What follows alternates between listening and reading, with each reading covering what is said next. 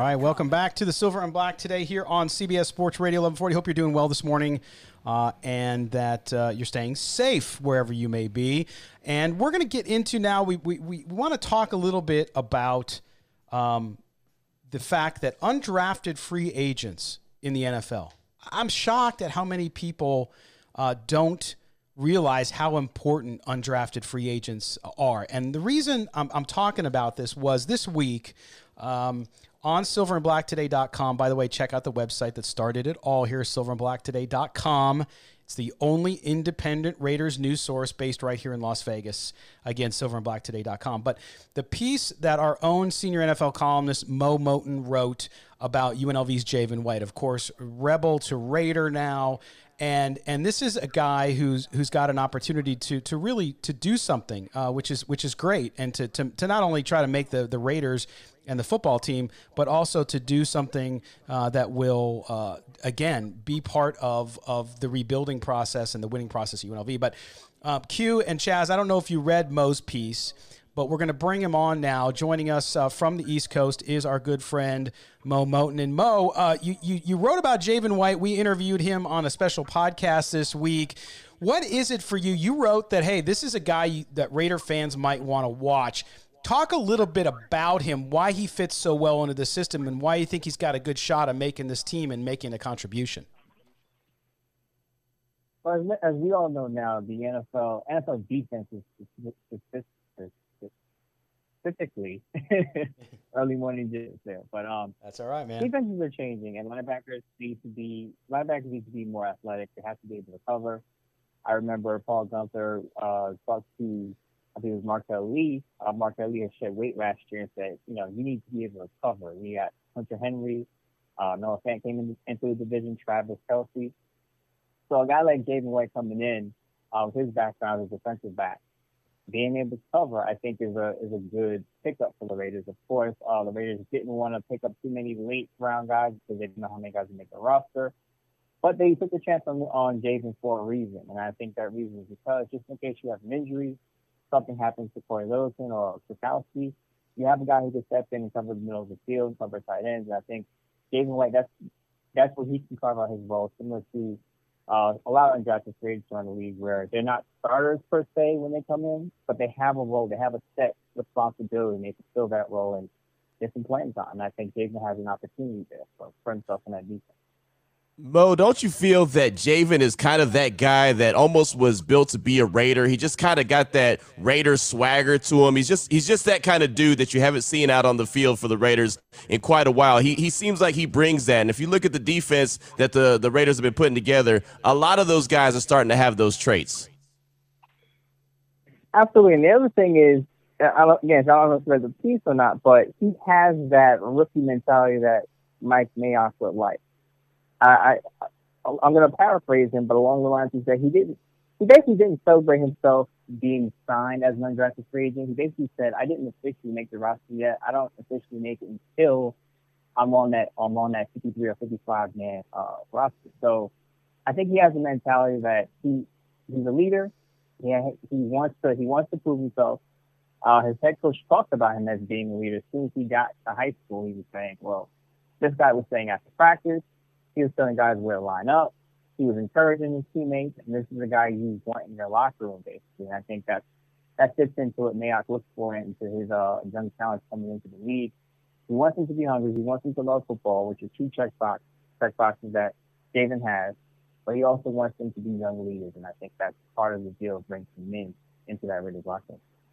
No, yeah, there's no question, and that's what I love about him. He's that kind of guy. He's got that, as you mentioned, that swagger, and he had it not only at UNLV, but he had it as somebody who throughout his career, and he backs it up. He's a player. I've seen a lot of Raider fans who don't know a lot about him saying, well, he's too small to move to linebacker, which we've talked about, and yes, he's got to bulk up. There's no question, but he played safety too, and he's that kind of hybrid guy. But Mo and Q, when we look at this and we look at undrafted free agents, I just want to let people understand how important undrafted free agents are in the NFL. Last year, 2019, 30% of roster players in the NFL were undrafted. Going back to 2017, there were more undrafted free agents who played 40% or more snaps during the season than second and third round draft picks, and so on. Fans downplay this, but I'm telling you, you have to. These are the guys often that you watch. These are the guys that don't get all the headlines. Yes, they're not the star quarterback, and we know how important quarterback is in the NFL. But Q and Mo, when you look at this, this is where you often make your team and make your championship runs, is by finding those guys who fill in the gaps, who play roles, and find ways to excel, even though they aren't the star player. If you look at it, these guys are coming into the league with the biggest chip on their shoulders. They waited on draft day to hear their names called, and it didn't happen. And, some guys are going to say the right thing and say, well, as long as I get my opportunity, I'm willing to show off my skills. But, they want that special moment. They were deprived of that. Right. So they're coming in thinking, all 32 teams passed on me. I got to go and I got to show something. Now, to your point, just look at some of the Raiders playmakers. Corey Littleton, who a lot of people think is one of the Raiders' biggest pickups this offseason, was an undrafted free agent. And look at what he's become. He's a Pro Bowler now, made some money this offseason, going to start.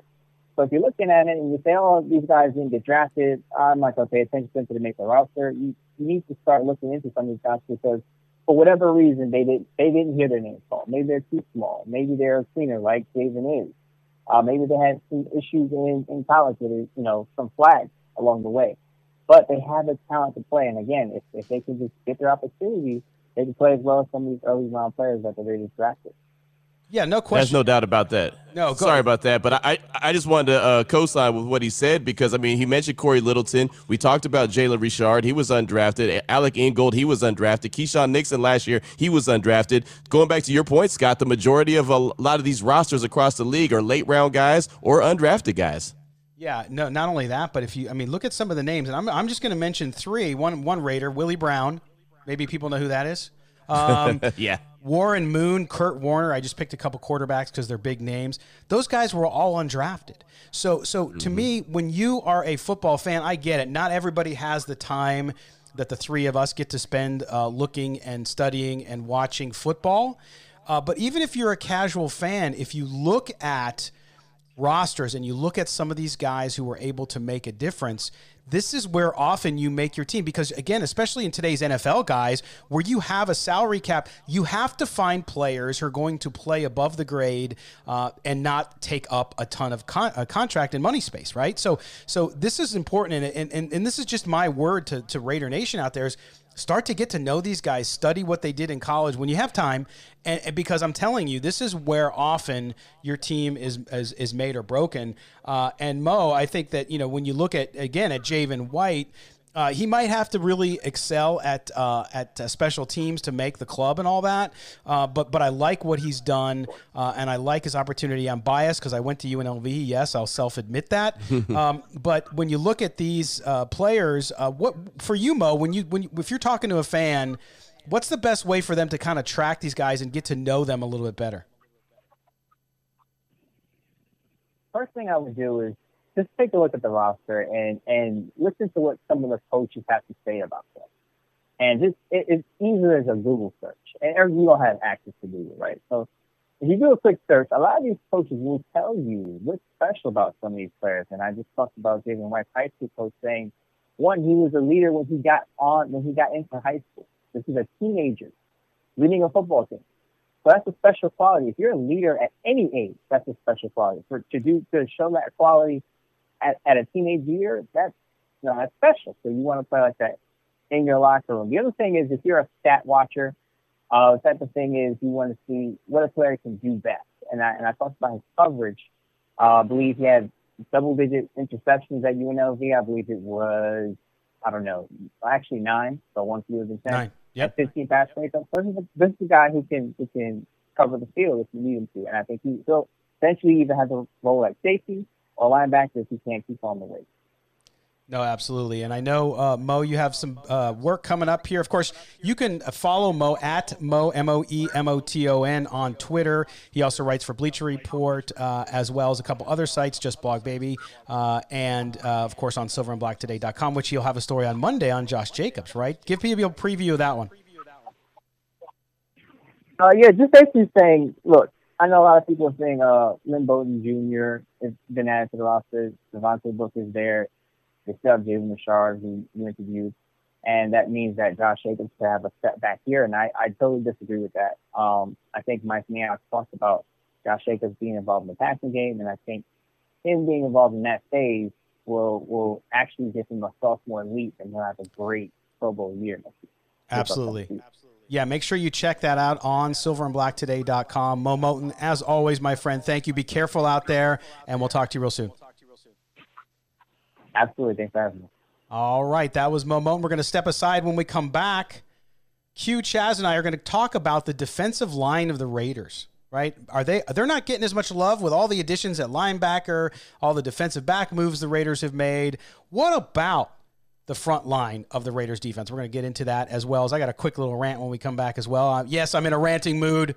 Get used to it. You're listening to the Silver and Black Today here on CBS Sports Radio 1140.